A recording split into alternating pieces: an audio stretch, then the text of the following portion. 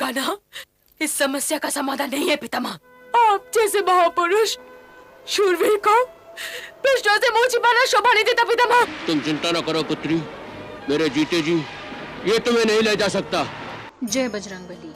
आज हम अपने ग्रंथ कथा रहस्य की अगली कड़ी में बताने जा रहे हैं दो अलग अलग युगों में घटित ऐसी घटना को जिसमें दो महान धार्मिक विभूतियों को एक जैसे वरदान होने के फलस्वरूप समान स्थिति होते हुए भी उसके अंतिम समय आने पर उनके परिणाम में जमीन और आकाश का अंतर रहा। तो आइए जानते हैं उन विभूतियों को। उन दोनों महान विभूतियों का संबंध इतिहास के पन्नों में रामायण और महाभारत से है और उनके नाम हैं रामायण के पात्र गिद्धराज जटायु और महाभारत के पात्र भीष्म पितामह। और इन दोनों पात्रों को इच्छा अनुसार देह त्याग करने की शक्ति थी, किंतु दोनों के देह त्याग के समय हुए अंतर और कारण का रहस्य हम आपको बताने जा रहे हैं, जिसे क्रमबद्ध सुनिए।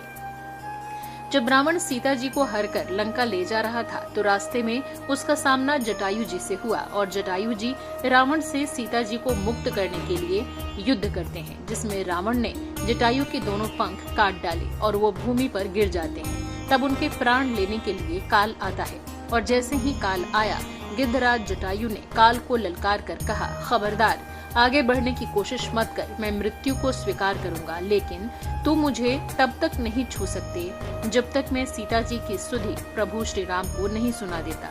यह सुनकर काल उन्हें छू भी नहीं पा रहा था, वहीं खड़ा रहा और काल तब तक खड़ा रहा जब तक प्रभु श्री राम नहीं आए। और यही इच्छा मृत्यु का वरदान जटायु को मिला था।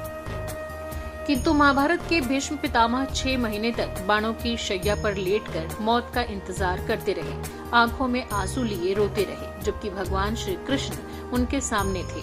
किंतु कितना अलौकिक था रामायण का वो दृश्य जब जटायु जी भगवान की गोद रूपी शैया पर लेटे हैं और प्रभु श्री राम रो रहे हैं और जटायु जी अपने भाग्य पर इतरा रहे हैं। किंतु वही महाभारत में भीष्म पितामह रो रहे हैं और भगवान श्री कृष्ण मौन देख रहे हैं। अंत समय में जटायु को प्रभु श्री राम की गोद रूपी शैया मिली, लेकिन भीष्म पितामह को मरते समय बाणों की शैया मिली। जटायु अपने कर्म के बल पर अंत समय में भगवान की गोद रूपी शैया में प्राण त्याग रहे हैं, वो भी प्रभु श्री राम की शरण में। किंतु बाणों पर लेटे लेटे भीष्म पितामह रो रहे हैं। आखिर ऐसा अंतर क्यों है, जबकि दोनों ही परम पुण्य आत्मा और प्रभु के परम भक्त हैं? तो आइए बताते हैं उस रहस्य को जिसके कारण एक महान पुण्यात्मा पितामह भीष्म को ऐसा कष्ट हुआ। ऐसा अंतर इसलिए है कि भरे दरबार में भीष्म पितामह ने द्रौपदी की इज्जत को लुटते हुए देखा था और उसका विरोध नहीं किया था।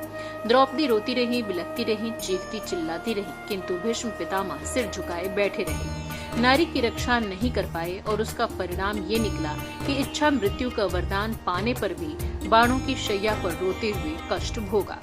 जबकि रामायण में जटायु जी ने नारी के सम्मान के लिए लड़ते हुए अपने प्राणों की आहुति दे दी, जिसके कारण मरते समय भगवान श्री राम की गोद रूपी शैया मिली।